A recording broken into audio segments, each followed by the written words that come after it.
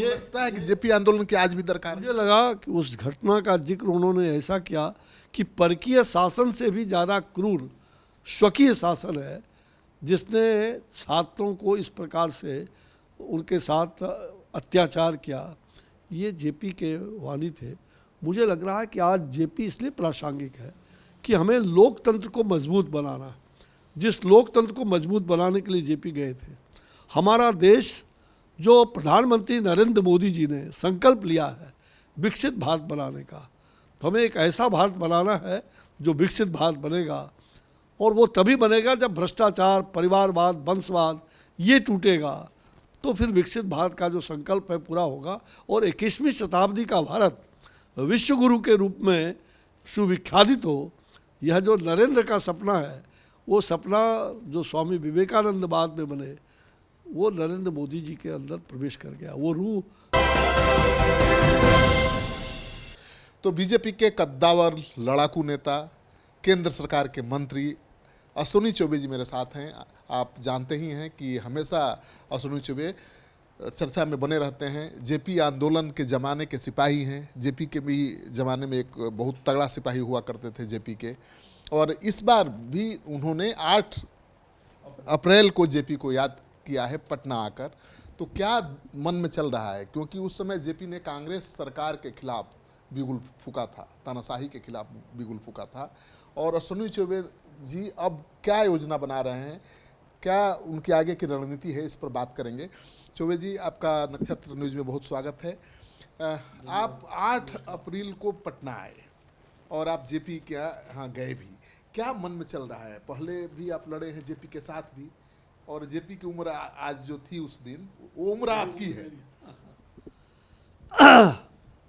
बहुत अच्छी बात कहा आपने कि जेपी की जो उम्र उस समय थी, आज मैं उसी उम्र में 72 साल में मैं भी प्रवेश कर चुका हूँ।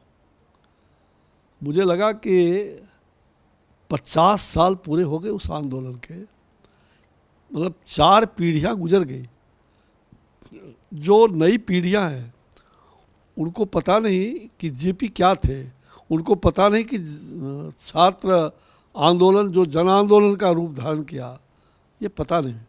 लोकतंत्र को किस प्रकार से कमज़ोर किया गया, लोकतांत्रिक मूल्यों का किस प्रकार से कहा जाए अपहरण, एक तरह से लोकतांत्रिक मूल्यों को समाप्त करने की दिशा में तानाशाह प्रवृत्ति किस प्रकार से पनपा, और कांग्रेस की तानाशाह को उन्होंने चुनौती दे करके, और 18 मार्च का जो 74 आंदोलन का जो हिंसात्मक रूप ले चुका था आंदोलन, लाठियाँ चली, हम लोग लाठी खाए, हाथ टूटा, गोली मेरे कान के बगल से गुजरा और एक जमुई के लड़के को वो गोली लगी और वो ही समाप्त हो गया।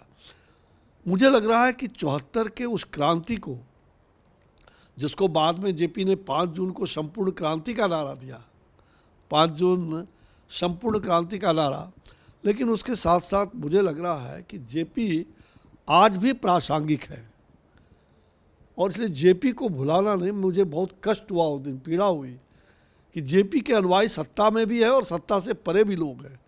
कुछ लोग भले कई पार्टियों में विभक्त हो गए हैं, लेकिन जिस मूल्यों के लिए जेपी ने आंदोलन में अपना नेतृत्व दिया, जो छात्र आंदोलन को एक दिशा दिया, और एक जनता में एक जो कहा जाए एक बहुत बड़ी आशा जगी, और उसके कारण सत्ता में भी परिवर्तन, जनता पार्टी की सरकार बाद में बनी, इमरजेंसी लगी, इमरजेंसी से अब सब लोग जेल आपातकाल में रहे। मुझे याद है 2 जुलाई 1974 मैं फुलवारी सिर्फ जेल में था, और एक भयानक कांड हुई थी हमारे फुलवारी सिर्फ जेल में। मैं उस समय के सत्ताधारी को मैंने चुनौती दे करके, और उनके जो खिलाफ भ्रष्टाचार के मुद्दे थे, तत्कालीन उस समय के सरकार के मुख्यमंत्री मंत्री का, उसको मैंने उजागर किया था। और मुझे कई बार उसके पहले जेल डाल चुके थे, और वो जब DIR में फिर बंद किया, और मेरे साथ चूँकि मैंने जेल में भी भ्रष्टाचार के खिलाफ लगातार अनशन वहाँ कर रहे थे, और उस समय ईश्वर चौधरी MP, हमारे पूरन जी मंत्री, हम तीनों लोग थे, और सैकड़ों लगभग 400 DIR के कैदी थे।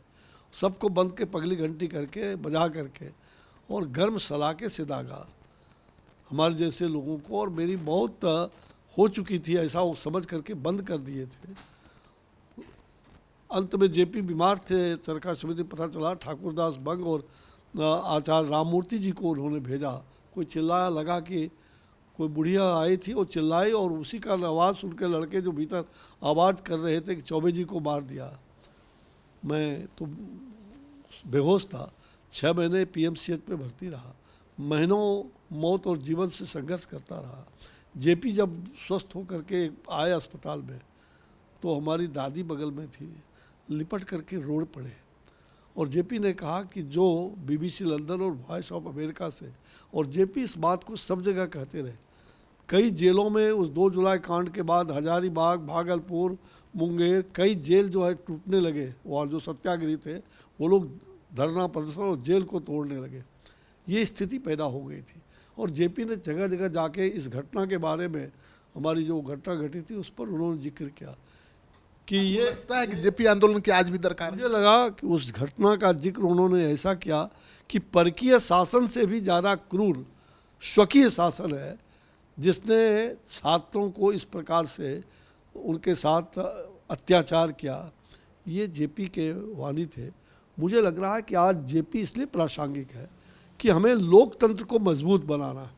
जिस लोकतंत्र को मजबूत बनाने के लिए जेपी गए थे, हमारा देश जो प्रधानमंत्री नरेंद्र मोदी जी ने संकल्प लिया है विकसित भारत बनाने का, तो हमें एक ऐसा भारत बनाना है जो विकसित भारत बनेगा, और वो तभी बनेगा जब भ्रष्टाचार, परिवारवाद, वंशवाद ये टूटेगा, तो फिर विकसित भारत का जो संकल्प है पूरा होगा और 21वीं शताब्दी का भारत विश्व गुरु के रूप में सुविख्यातित हो। यह जो नरेंद्र का सपना है, वो सपना जो स्वामी विवेकानंद बाद में बने, वो नरेंद्र मोदी जी के अंदर प्रवेश कर गया। वो रूह, नरेंद्र का रूह नरेंद्र मोदी में प्रवेश कर गया है। और सचमुच में मुझे लगता है कि लोकतांत्रिक शक्ति को जगाने के लिए आज 8 अप्रैल को मैं यहाँ आया। मैं बहुत दुखी हुआ जब एक भी माला उनके गले में उस समय कोई नहीं पहनाया था। मैं बहुत कष्ट में रहा। हजारों लोग उस दिन अचानक सूचना पर ही, मतलब अल्प सूचना के आधार पर, सोशल मीडिया के या प्रेस के द्वारा सूचना हुई, और केवल एक दिन पहले, और यहाँ 2,500-3 हज़ार लोग जगह जगह पूरे बिहार से आए, संकल्प लिया वहाँ पर लोगों ने। मुझे वह भी याद है जब जेपी ने संकल्प लिया था, अभी जो मुख्यमंत्री और पूर्व मुख्यमंत्री बिहार के लालू प्रसाद जी, सभी, नीतीश कुमार जी छात्र आंदोलन के साथी रहे, सुशील मोदी जी अभी, तो मैं गया था कि सबका हालचाल भी लूँगा। और मोदी जी बीमार चल रहे हैं अभी, दुर्भाग्य से उनको कैंसर हो गया है। भगवान से प्रार्थना है कि वो शीघ्र ही स्वस्थ हो जाए। और मुझे लग रहा है कि जिस प्रकार से हमला चाहे जैसा होगा, हाथ हमारा नहीं उठेगा, ये जेपी ने उसमें मुंह रह करके काला पट्टी लगा, मुंह पर पट्टी लगा करके, हृदय क्षुब्ध मुंह बंद आवाज़, हमला चाहे जैसा होगा, हाथ हमारा नहीं उठेगा। ये अहिंसक आंदोलन और लोकतांत्रिक पद्धति से आंतरिक और बाह्य लोकतंत्र को, चाहे परिवार के अंदर हो, समाज के अंदर हो, राष्ट्र के अंदर हो, लोकतांत्रिक शक्ति को मजबूत बनाना, ये जेपी का सपना था। लेकिन पुराने सिपाहियों को आप गोलबंद करेंगे, फिर से वैसा ही आंदोलन खड़ा करना चाहते हैं? नहीं, मुझे ऐसा लग रहा है नई पीढ़ियों को हम बताना चाहते हैं, जो मोदी जी ने विकसित भारत का संकल्प लिया है, देशवासियों को, ये लोकतंत्र का चुनाव है, लोकतांत्रिक मूल्यों का ये महान पर्व है। लोकतंत्र का सबसे महान पर्व चुनाव होता है। मोदी जी पर भी तो तानाशाही का आरोप लग रहा है कि वो जो मोदी जी ने जिस प्रकार से देश को आगे बढ़ाया है, जो तानाशाही स्वयं रहे, जो खानदानवादी रहे, वो मोदी जी को कह सकते हैं। वो कहते हैं, जनता नहीं कहती है। जनता तो आज आपने देखा G20 में भी पूरे विश्व की जनता ने मोदी जी को सराहा। आज पूरा विश्व की जनता मोदी जी को, जिस प्रकार से मोदी नहीं बल्कि पूरे भारत का सम्मान मिल रहा है मोदी जी के माध्यम से, तो मोदी जी ने भारत का सम्मान बढ़ाया है। और मैं तो कहा कि नरेंद्र का रूह नरेंद्र मोदी में प्रवेश कर गया, स्वामी विवेकानंद जो बने। तो मेरा ये ख्याल है कि आज तानाशाह को हमें, जो कांग्रेस के लोगों ने, आज सारे लोग जो जन आंदोलन में थे, आज क्या हो रहा है? हम लोग कहते थे सत्ता ना हो भ्रष्टाचारी, हम पर भी है जिम्मेवारी। आज क्या हो गया, भ्रष्टाचार में आकंठ बिहार का आंदोलन के लोग आज कलंकित हुए। तो मैं नई पीढ़ी को बताना चाहता हूँ कि अगर देश का भाग्य सुधारना है तो नई पीढ़ी को ही आगे आना पड़ेगा। लेकिन आपके साथ भी तो अन्याय हुआ है, बक्सर से आपका सीट नहीं दिया। मेरे साथ कोई अन्याय नहीं हुआ है, ये विधि का विधान है जी, विधि का विधान है, उस विधान को सबको मानना है। ये क्या विधि का विधान है कि 4 लाख 2 लाख से ज्यादा वोटों से जीतने वाले का टिकट छीन लिया जाता है? ये तो मनमानी है, तानाशाही है। ऐसा नहीं, ऐसा नहीं, मुझे लग रहा है प्रभु की कृपा रही होगी। भगवान राम राज्याभिषेक के लिए उनको सब कुछ हो गया था। आखिर क्या कारण है कि माता कैकेयी ने ठान लिया कि इनको वन जाना है, और राम वन गए तो बन गए, राम वन गए तो बन गए। यहाँ कौन कैकेयी था जिसने आपको रोका? मुझे ये लग रहा है कि श्री राम जिन्होंने कहा जाए कि वो अगर वनवास गए तो वनवास के बाद ही मर्यादा पुरुषोत्तम राम कहला है। नहीं, वो बात ठीक है। मैं जानना चाहता हूँ कि राम को तो कैकेयी ने भेजा वनवास कराया, आपको वनवास किसने कराया? कैकेयी मुझे किसी ने, मैं वनवास जाने वाला आदमी हूँ ही नहीं। मैं सक्रिय राजनीति में और जिस भारतीय जनता पार्टी का मैं कार्यकर्ता रहा हूँ, राष्ट्रीय स्वयंसेवक संघ का स्वयंसेवक रहा हूँ। मैं लगातार 1966 से के.बी. सहाय के आंदोलन में छात्र था। मैं विद्यालय का हायर सेकेंडरी में जब गया था, उस समय मैंने लीड करके, और जेल के हाजत में मैं बंद हुआ था कोतवाली भागलपुर में।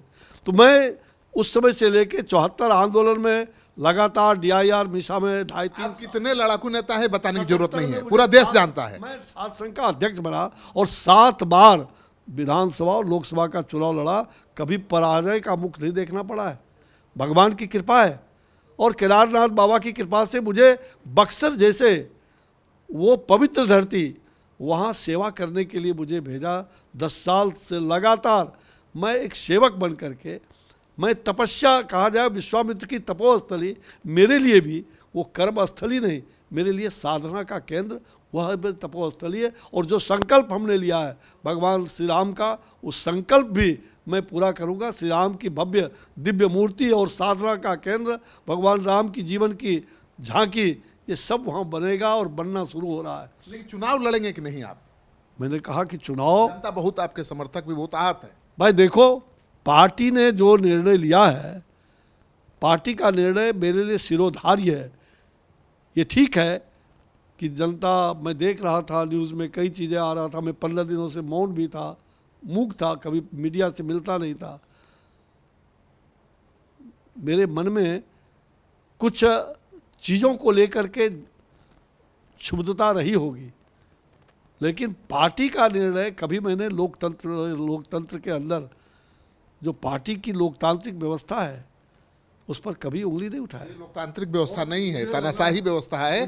आपके जगह पर आपके चेला को टिकट दे दिया गया। देखो, चेला और गुरु, आजकल गुरु गुड़ और चेला चीनी हो जाता है इसलिए चेला है कि गुरु है, वो तो वो समझे जिनको चेला, जो अपने को चेला कहते हैं या गुरु कहते हैं, मुझे उससे लेना देना नहीं है।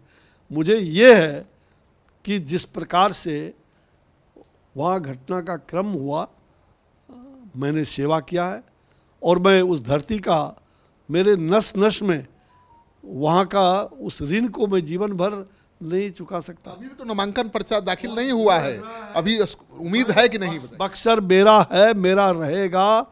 बक्सर से कभी मेरा संबंध कट नहीं सकता। मेरे अंतिम सांस और मेरे खून का एक एक बूंद बक्सर के लोगों को सिंचित करता रहेगा, ये मेरा संकल्प है। अभी भी तो नामांकन हुआ नहीं है, अभी भी जनता की मांग है, तो क्या आप विचार करेंगे? मैंने कहा ना कि ये पार्टी का विषय है, मेरा विषय नहीं है।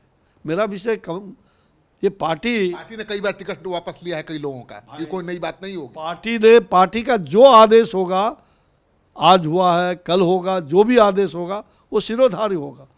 चुनाव मैं हर तरह से, मैं वैसा नहीं हूँ कि मेरे को घुटने नहीं बदले गए हैं। मैं घुटना से भी मजबूत हूँ, शरीर से भी मजबूत हूँ, मानसिक स्थिति और हमारे यादाश्त भी उतने ही तगड़े हैं।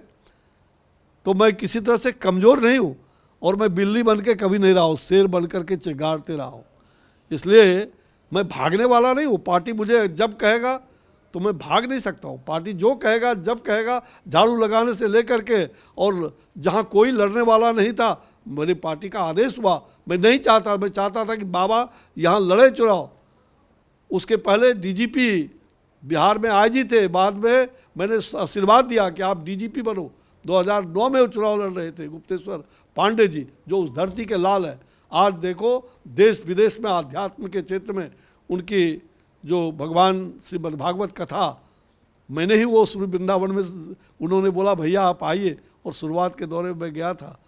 आज मुझे बहुत प्रसन्नता होती है। मैंने उनको कहा था 2009 में, आप चिंता मत करो, आप भगवान के पुत्र हो, आप एक संस्कारित ब्राह्मण हो, आपको भगवान ऊंचाई तक ले जाएगा, आप डीजीपी बनोगे। और ठीक आईजी से 2009 में टिकट के लिए वो भी, उनको कुछ लोगों ने बरगला दिया था, वो बर्खास्त, अपना नौकरी भी त्याग दिया था उन्होंने, मैं जानता हूँ। इसलिए भगवान की इच्छा, जाही विधि राखे राम ताही विधि रहिए। हाँ, जाही विधि राखे मोदी ताही विधि रही है। ये क्या बात कर रहे हैं आप? जो 4 लाख वोटों से जीतता है चुनाव, उसका टिकट आप काट लेते हैं। अजय निषाद का काटा गया, आपका टिकट काटा गया, क्यों? भाई टिकट तो सैकड़ों का कटता है, पार्टी विचार करके उचित जो होता है वो करती है। कारण बताया पार्टी ने आपको? भाई मैं अपना कारण ढूंढ रहा हूँ। ये बात सही है कि मेरी कुछ खोट रही होगी, मेरी कुछ कमियां रही होगी, पता नहीं क्या वो कमी था, मैं समझ नहीं पा रहा हूँ, लेकिन मैं खोज रहा हूँ। पार्टी का निर्णय हमारे लिए स्वागत योग्य होगा। पार्टी जो निर्णय कर रही है हम उसको आगे बढ़ेंगे। और मैं पूरे बिहार में घूमूंगा, और पूरे देश में। मैं अभी झांसी गया था, वहाँ भी मैंने कार्यकर्ताओं को, और चुनाव के क्षेत्र में मैंने कहा कि भाई ये अब की बार 400 पार, और 4 लाख से वहाँ हमारे जो हमारे मित्र हैं वो जीत रहे हैं। आपकी पार्टी में लोकतंत्र बहाल हो, इसके लिए लड़ेंगे कि नहीं, संघर्ष करेंगे कि नहीं पार्टी में रहते हुए? पार्टी में पूरी तरह से लोकतंत्र है। पार्टी के अंदर लोकतंत्र की शक्ति कमी नहीं हुई है।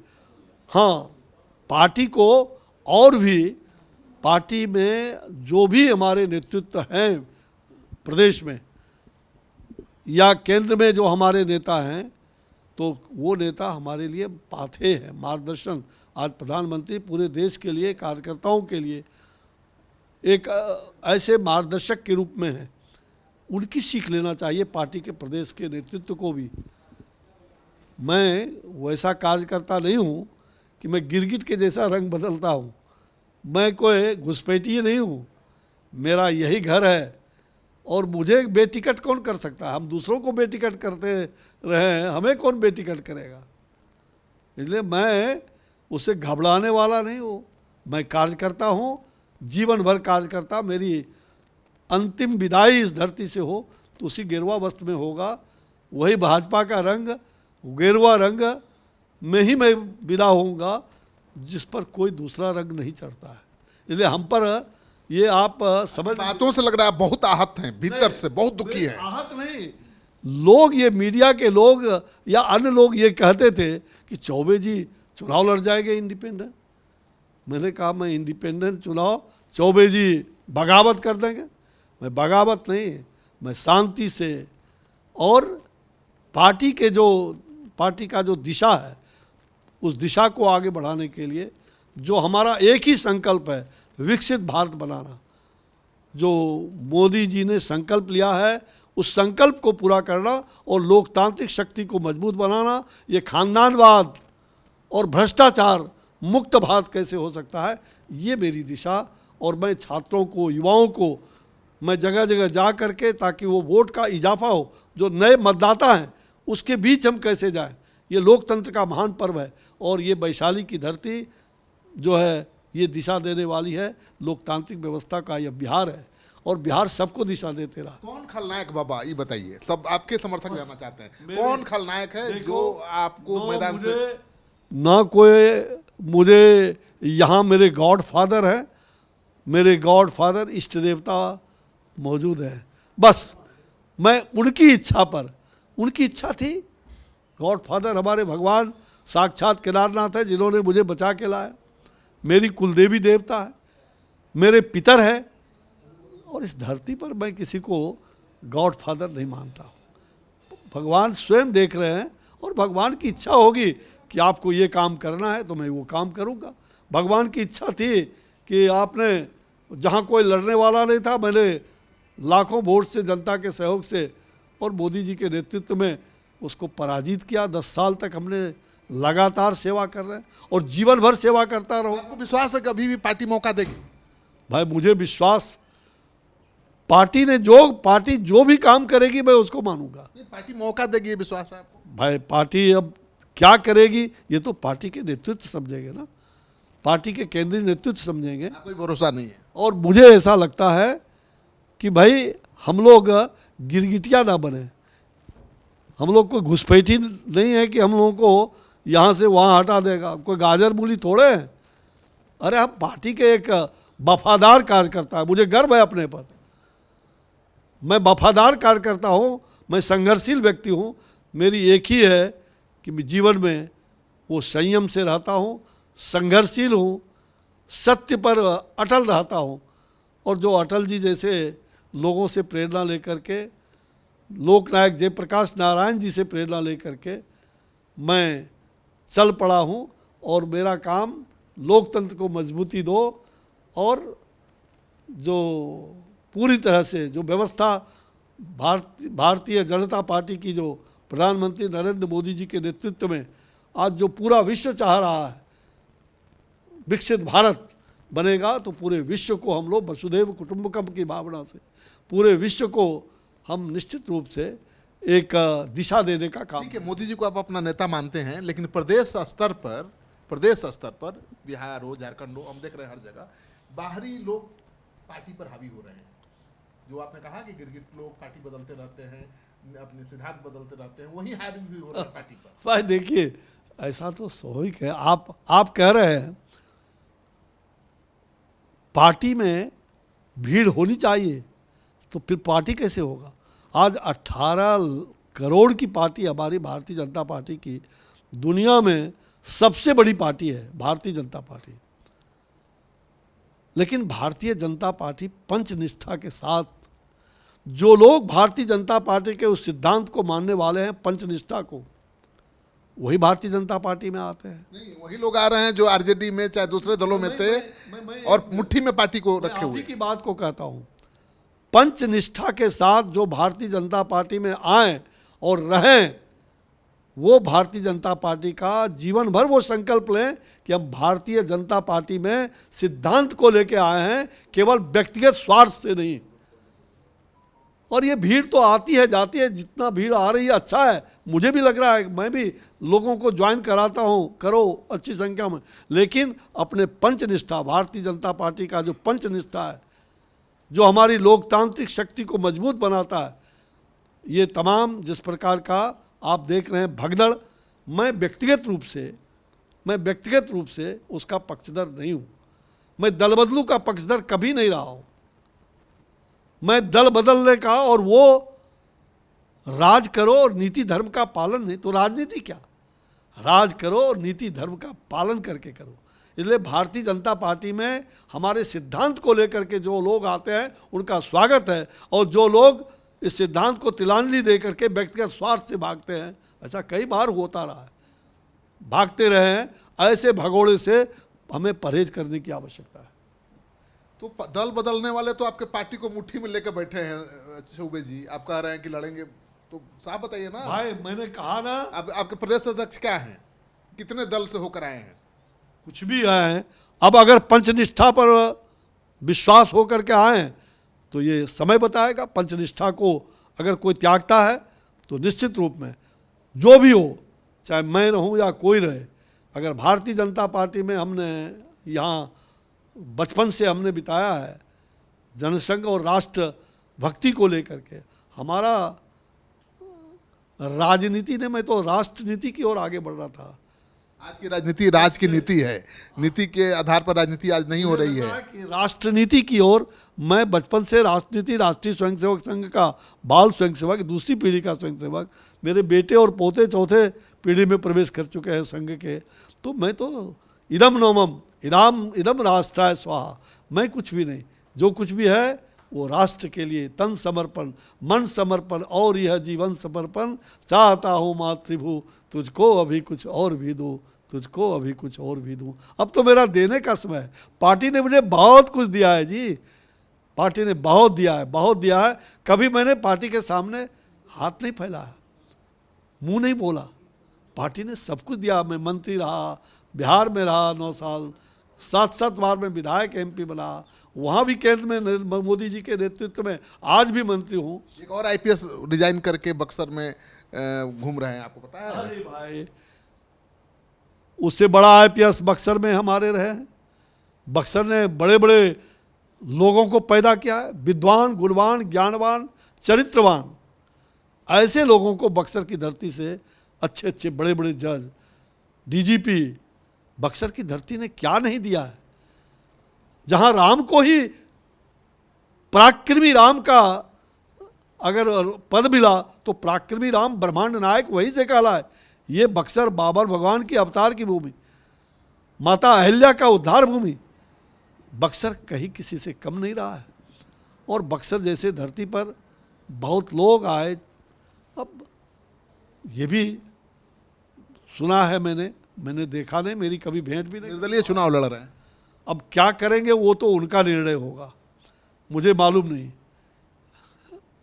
लेकिन मुझे लगता है कि ऐसे बहुत सारे लोग आते हैं, जाते हैं, आएंगे जाएंगे, लेकिन बक्सर को जिस ऊंचाई पर मैंने पहुंचाया है,